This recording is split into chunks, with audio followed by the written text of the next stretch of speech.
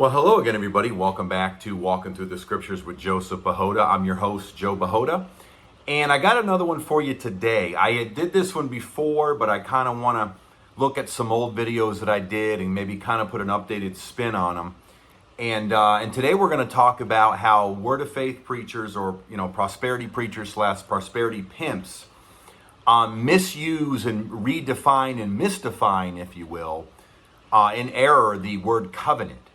If you've ever been in a prosperity gospel Word of Faith circle, you will hear the word covenant thrown around. Now, there's many different ways that I can cover this, but I'm only going to cover two ways in which they misuse the word covenant. And I'm going to include my personal story on the first one.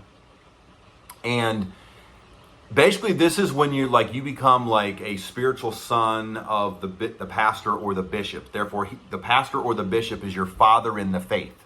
Okay, and remember, I've said in other videos, this is really just a hierarchy scheme. It's a pyramid scheme being ran in the church, because eventually you're going to be asked to tithe to your father or tithe to your higher headquarters church.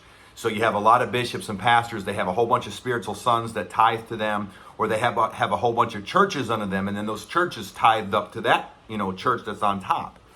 So this becomes a pyramid scheme or a Ponzi scheme ran in the church. However, so what happens is you basically get a father in the faith, and that father in the faith is usually a pastor or the bishop. And what happens is, so now you're the spiritual son. And what happens is they're saying, Joe, since you're my spiritual son, we are now in covenant with one another. Okay? So, and they will make you get excited about this because they use it correctly. A covenant is a covenant between, at least two people, maybe more than that, where when you come in covenant with somebody, they basically agree to do certain things.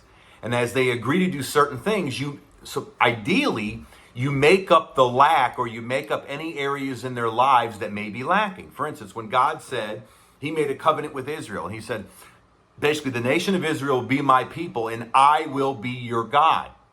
Okay?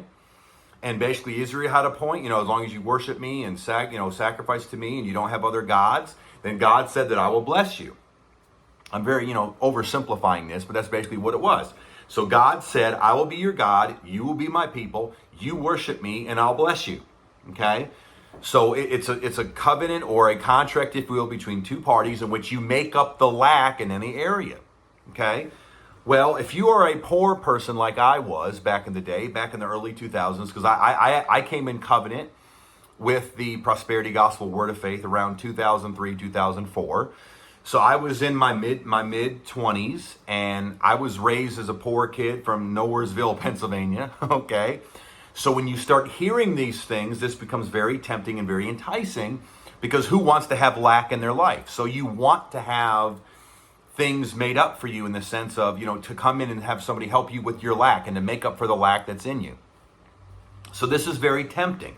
Now, this is also very idolatrous, because what you're really saying is Jesus isn't your all in all. God isn't your supplier, but basically your bishop is. Okay? And that's what basically happens. They start to sell you in these things. Well, Joe, since you're in covenant with us, since you're my spiritual son, and since you're in covenant with us, whatever anointing the bishop has is now going to fall on you. So, for instance, if the bishop has a healing anointing, you're going to have a healing anointing. If the bishop has a so-called financial anointing, money anointing, you're going to have a money anointing. So whatever, they'll say things like this, whatever the bishop or your father in the faith operates in, you now have access to what they have. Okay? So, and what happens is you see these mega churches, and you see your bishop operating and so, and you see your father in faith operating so, and you're like, wow, I could have that too? And immediately you start to want that, because you see it manifested in their lives, and they're like, and they say, again, since you're in covenant with us, you have access to everything that we have. Okay? Now, I was told there's two ways to come in covenant with somebody. Either become a spiritual son or daughter of somebody, or you financially sow into their ministry. Because they taught incorrectly, erroneously, that if you sow into their ministry, you now have access to what they have access to. We talked about this before. That's what they call a faith partner. You partner with them by giving them money, and then they can go all over the world, or they can, get their church bigger, and therefore they can get on the local TV stations or whatever, and therefore they can preach the gospel to more people because you gave money to do it. And in exchange for that, they say you have access to the bishop's anointing, whatever that may be or whatever that is. This is all erroneous teaching, but that's what they teach. So that's one way that they teach covenant. The other way in which they got me was they say, Joe, when you're in covenant with us, and again, it's really idolatrous because they're saying Jesus is not my source. Actually, the bishop is my source. So this is actually a backhanded, idolatrous, blasphemous relationships, but this is how they teach it. And so not only do they teach covenant that way, but they also do it like this. They say, Joe, when you're in covenant with us, you know when you're in covenant with something, you know as the generations go on, or as the anointing runs downhill, if you will, Joe, the anointing or the covenant gets bigger. It expands as it goes along. And this is what was told to me.